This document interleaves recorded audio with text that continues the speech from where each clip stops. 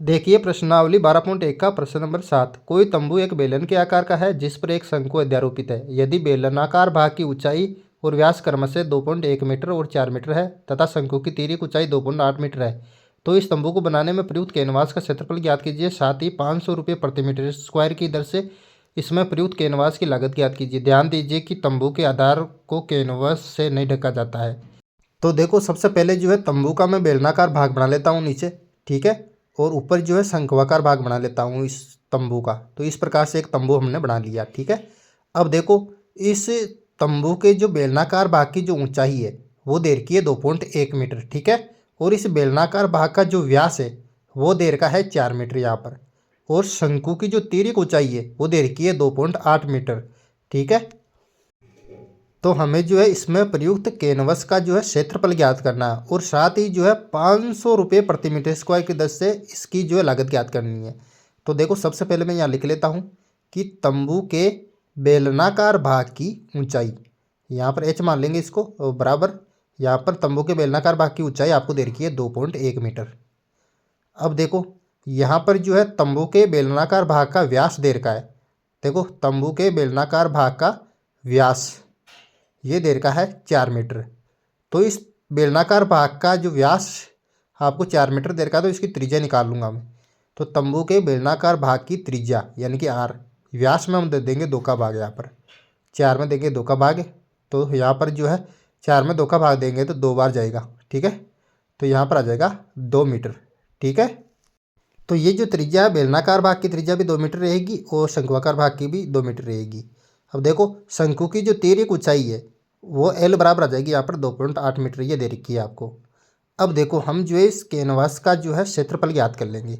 तो कैनवास का क्षेत्रफल कितना रहेगा, तो देखो इस तंबू के बेलनाकार भाग का क्षेत्रफल और शंक्वाकार भाग का क्षेत्रफल दोनों को जोड़ दूंगा। तो बेलनाकार भाग का क्षेत्रफल यानी कि पृष्ठीय क्षेत्रफल हो जाएगा 2πRH प्लस, और शंक्वाकार भाग का पृष्ठीय क्षेत्रफल कितना हो जाएगा πRL, तो ये लिख लिया πRL। अब इन दोनों को जोड़ देंगे हम, ठीक है। तो देखो यहाँ से देखो कॉमन ले लूँगा मैं πR, तो यहाँ पर कॉमन आ रहा है πR, तो मैं यहाँ पर जो है कॉमन लेके πR लिख लूँगा, ठीक है।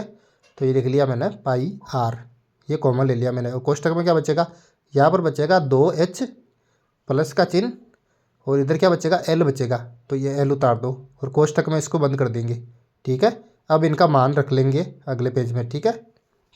तो बराबर का चिन्ह लगाऊंगा और यहाँ पर रखेंगे पाई का मान। देखो पाई का मान 22/7 होता है, तो 22/7 रखेंगे यहाँ पर, ठीक है। अब देखो आर त्रिज्या आई हमारे पास 2 मीटर, तो आर की जगह यहाँ पर जो है 2 रखेंगे, ठीक है। और कोष्टक 2 गुणा एच की जगह रखेंगे, एच का मान 2.1 मीटर यहाँ पर, गुणा 2.1 मीटर, ठीक है, प्लस, और एल की जगह रखेंगे तिर्यक ऊंचाई यानी कि 2.8 मीटर, कोष्टक में बंद कर देंगे यहाँ पर। अब बराबर का चिन्ह लगाएंगे, ये लगा दिया बराबर का चिन्ह। अब जो है मैं 22 को करूँगा 2 से गुणा, 22 को 2 से गुणा करेंगे तो आएंगे 44 और बटे हुए में 7 ऐसा कैसा लिख दो। अब देखो कोष्टक के अंदर 2 को जो है 2.1 से गुणा करूँगा तो आएगा 4.2 यहाँ पर, प्लस का चिन्ह 2.8 ऐसा कैसा उतार दूँ। अब बराबर का चिन्ह लगाओ वापिस, तो ये लगा दिया बराबर का चिन्ह। 44/7 ऐसा कैसा लिखो, 44/7, और कोष्टक में 4.2 और 2.8 को हम जोड़ेंगे। देखो जोड़ेंगे तो आएंगे 7 यहाँ पर, ठीक है। 4.2 और 2.8 को जोड़ेंगे तो 7 आएगा। अब देखो यहाँ पर 7 को 7 से काट दूंगा, अब बचा हमारे पास 44। तो कैनवस का जो क्षेत्रफल आया वो आया 44 मीटर स्क्वायर, तो यहाँ पर लिख दूंगा 44 मीटर स्क्वायर, ठीक है। अब जो है 500 रुपये प्रति मीटर स्क्वायर की दर से इस कैनवास की जो है लागत ज्ञात करेंगे हम। तो देखो 500 प्रति मीटर स्क्वायर की दर से कैनवस की लागत, देखो 1 मीटर स्क्वायर की लागत है 500 रुपये, तो 44 मीटर स्क्वायर की कितनी लागत होगी, मैं 44 को गुणा कर दूंगा 500 से, तो हमारे पास निकल कर आ जाएगी। तो 44 को गुणा करेंगे 500 से, 44 को 500 से गुणा करेंगे तो इस कैनवास की जो लागत आएगी वो आएगी 22,000 रुपये, ठीक है। तो इस प्रकार से आपको जो है आसानी से इस प्रश्न को सोल्व कर लेना है, वेरी सिंपल।